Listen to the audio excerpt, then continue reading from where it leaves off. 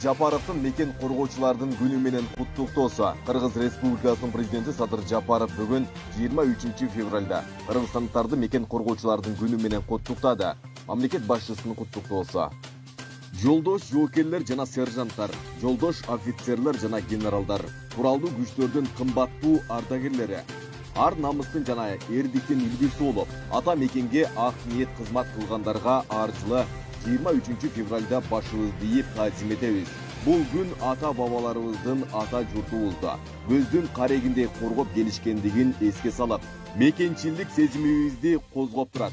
Анткени туулган жерди, ата конушту коргоо ар бир кыргызстандыктын ары сыймыктуу, ары жоопкерчиликтүү атылдык милдети. Бул күнү жалпы кыргызстандыктар мекен коргоочулардын баатырдык эрдиктерин эскерип, эл жеринин тынчтыгы үчүн жанын бергендердин жаркын элестерине башын ийип, таазим кылып, сый урмат көрсөтүшөт. Мындай мамиле менен жаңы өсүп келе жаткан жаш муундарга мекен коргоонун, башкача айтканда бул датанын маани маңызы, түпкү максаты айкын болот.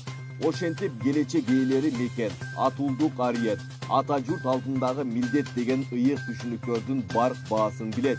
Урматтуу мекен коргоочулар, дүйнө жүзү улам жаңы коркунучтарга туш болуп жаткан маалда сиздер ар кандай кырдаалдарга жогорку деңгээлде даярдыкта болушуңар кажет. Мындай шартта мамлекет куралдуу күчтөрдүн согуштук жөндөмүн өркүндөтүп, коргонуу жөндөмдүүлүгүн арттыруу, күчүрмөн даярдыктын деңгээлин жакшыртуу аракеттерин тынымсыз көрүп жатат. Ошону менен бирге аскер кызматчыларынын социалдык маселелерин чечүүгө олуттуу көңүл бурулуп келет.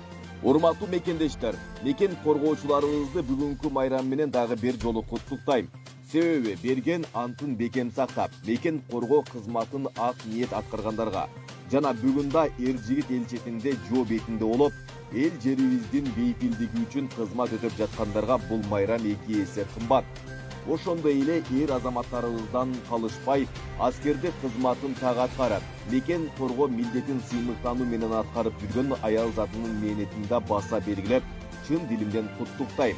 Бүгүн эң жакшы сөздөрдү жалпыңыздардын үй бүлөңүздөр жөнүндө айткым келет. Офицерлер үй бүлөсү армиянын адеп ахлактык тириги.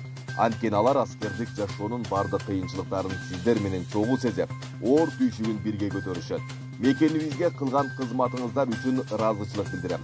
Үй бүлөңүздөр менен бакубат өмүр сүрүңүздөр. Бардыгыңыздарга бекем ден соолук, ийгиликтерди каалайм. Кыргызстаныбызда ар дайым тынчтык өкүм сүрсүн. Транспорт жана коммуникациялар министрлигинин салмак габариттик көзөмөл пунктунун инспекторлору оор жүк ташуучу унаалардын айдоочуларын системалуу түрдө акча талап кылгандыгы үчүн кармалды. Мурда маалымдалгандай, УКМК өлкөдөгү инвестициялык климатты жакшыртуу максатында ишкерлердин кызыкчылыгын көзөмөлдөөчү органдардын мыйзамсыз аракеттеринен коргоо боюнча тынымсыз иш алып барууда. Көрүлгөн иш-чаралардын жүрүшүндө Кыргыз Республикасынын транспорт жана коммуникациялар министрлигинин салмак габариттик контролдоо пункттарынын системасында коррупциялык схеманын бар экендиги жөнүндө маалыматтар алынган. Текшерүүнүн жыйынтыгы боюнча алынган маалыматтар тастыкталып, Кыргыз Республикасынын кылмыш жаза кодексинин 336-бернесинин 1-бөлүгү коррупция боюнча кылмыш ишинин козголушуна негиз болгон. Жүргүзүлгөн иликтөө иш-чараларынын натыйжасында 2022 жылдын 22 февралында Транспорт жана коммуникациялар министрлигинин салмак габариттик көзөмөл бөлүмүнүн инспекторлору пара алып жаткан жеринен кармалышты. Азыркы учурда толук ар тараптуу жана объективдүү тергөөгө багытталган ыкчам иликтөө иш-чаралары жүргүзүлөт. Жыйынтыгында кармалгандар УКМКнын тергөө камак жайынын убактылуу кармоочу жайына киргизилишет. Көк Ар ташуусунда 14 февралда түшкөн кар көчкүнүн алдында калган адамдар дали табыла элек. Бул тууралуу өзгөчө Кырдаалдар министрлигинин басма сөз кызматынан билдиришти. Тогуз-Тору районунда кар көчкү алдында калган 4 адамды издөө иштери бүгүн 23 февралда да уланууда. Издөө иштерин учурда өзгөчө Кырдаалдар министрлигинин 59 куткаруучусу жүргүзүүдө. 3 кинолук иттер жана атайын издөөчү каражаттар, анын ичинде темир издөөчү каражаттары колдонулууда.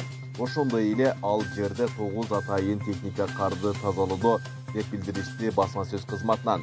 Эскерте кетсек, 14 февралда Казарман Жалал-Абад унаа жолунун 333-чакырымында кар көчкү түшүп, China Road компаниясынын 4 айдоочусу техникасы менен кар көчкү алдында калган. Саламаттык сактоо министрлигинин атайын комиссия медициналык окуу жайлардын клиникалык базасынын колдонулушуна анализ жүргүзөт. Бул тууралуу ведомствонун маалымат кызматы кабарлады. Аталган комиссия министр Алымкадыр Бейшеналиевдин тапшырмасы менен 21 февраль күнү түзүлгөн. Билдирмеге караганда комиссия мүчөлөрү 15 мартка чейин медициналык билим берген мекемелерге барып, жеринде клиникалык базанын колдонулушун текшерет. Анын жыйынтыгы тууралуу кошумча маалымат берилери айтылды. Буга чейин саламаттык сактоо министри Алымкадыр Бейшеналиев Кыргызстандагы 17 жеке менчик медициналык окуу жайды жабууну көздөп жатканын, алар талапка жооп бербей турганын айткан.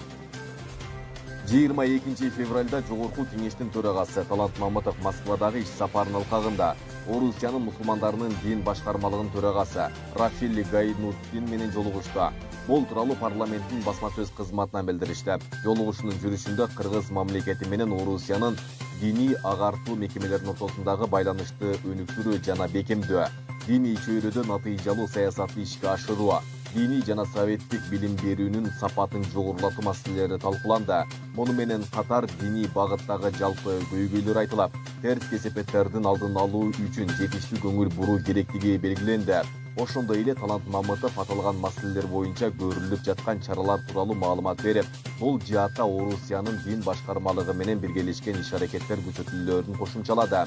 Өз кезегинде Рафиль Гайнутдин коомдогу тынчтык жана ынтымак башкы артыкчылык болушу керектигин айтып, Орусия мусулмандары Кыргыз мамлекетиндеги диндештери менен бирге экенин, дайыма Кыргыз элинин жаркын келечеги жана гүлдөп өсүшү үчүн дуа кылышаарын билдирди.